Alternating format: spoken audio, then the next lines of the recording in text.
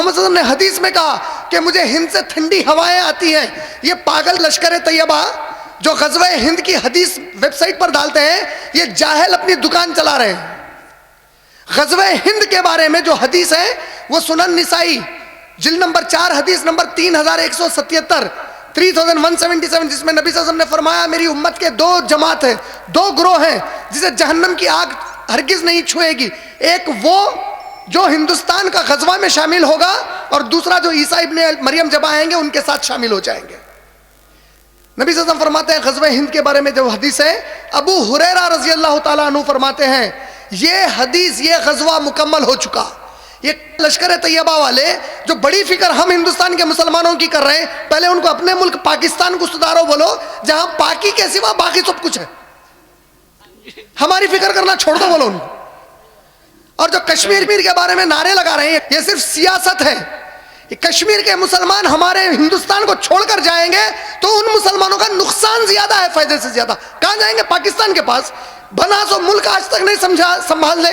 किसके बनाने पर बनाए?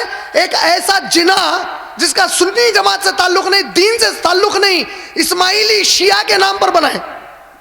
इस्माइली शिया के नाम पे भरोसा करके मुल्क बनाए पूरा, जिसको इस्लाम से कोई ताल्लुक नहीं। कम बखत को शराब पीने वाला, सुअर का गोश्त खाने वाला जिना, नमाजें नहीं पढ़ने वाला जिना, ये इनका कायदे आजम है। हम हिंदुस्तानी मुसलमानों का कायदे आजम मोहम्मद रसूलुल्लाह सल्लल्लाहु अलैहि वसल्लम। ये हमको सबक सिखाने निकले।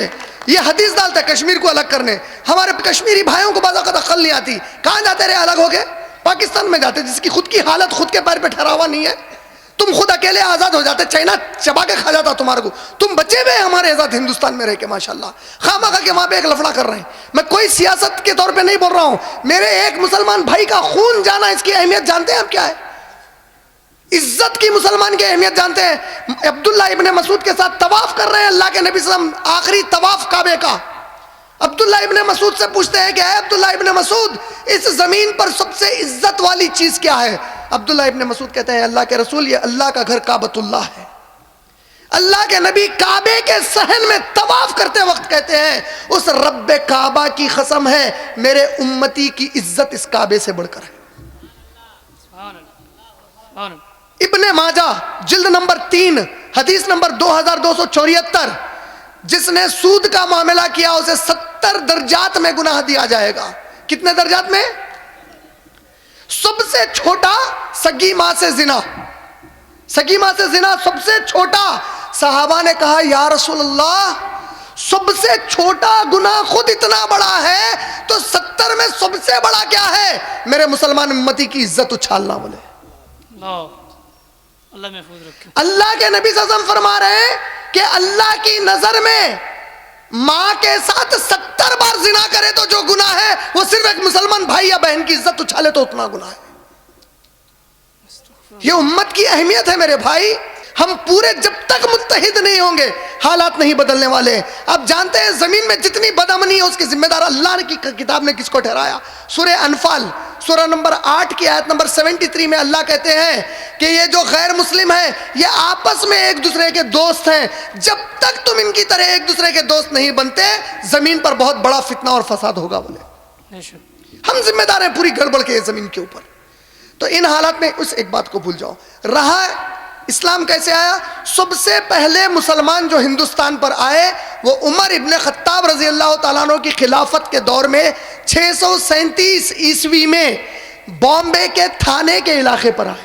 ये सबसे पहली तारीख है हिंदुस्तान की, सबसे पहली मर्तबा यहां पर आए। फिर मैं लश्कर तैयबा को बताना चाह रहा हूं, गज़वा हिंद की हदीस कश्मीर पे फिट कर रहे हैं। इतनी भी मालूमात नहीं है कि अल्लाह के नबी सल्लल्लाहु अलैहि वसल्लम जब ये हदीस बयान कर रहे थे आधा अफगानिस्तान भी हिंदुस्तान का हिस्सा था। तो कोई भी लश्कर अगर वहां पे भी आ गया अफगानिस्तान का तो गज़वा हिंद की हदीस मुकम्मल हो गई। तो आप पहले क्लियर हो जाइए कि 636 में सबसे पहला लश्कर उमर इब्ने खत्ताब का आया। वो सहाबा कहां तक गए? इंडस दरिया तक गए। उमर इब्ने खत्ताब ने कहा कि हालात बताओ यहाँ के। हालात भिजाए गए कि यहाँ के मर्द हजरात और औरतें बहुत शिर्क में मुब्तला हैं। यहाँ कोई ऐसी बड़ी चीज नहीं है कि हम यहाँ आकर अपनी दिलचस्पी से कुछ करें। उमर इब्ने खत्ताब ने वापस बुला लिया। सेकंड टाइम उस्मान इब्ने अफ़्फ़ान रज़ी अल्लाह अन्हु के ज़माने में साहबा है। थर्ड टाइम मोहम्मद बिन क़ासिम उस जगह से आए। तो इस तरह कई तरीकों से आए, और जितने भी बाकी के सहाबा के अलावा जो आए, आज जिसकी बड़ी बड़ी मज़ारें बने हुए हैं, ये पूरे के पूरे ईरान से आए। इनमें से सऊदी से, अल्लाह के नबी के शहर मक्का और मदीना से कोई भी नहीं आए।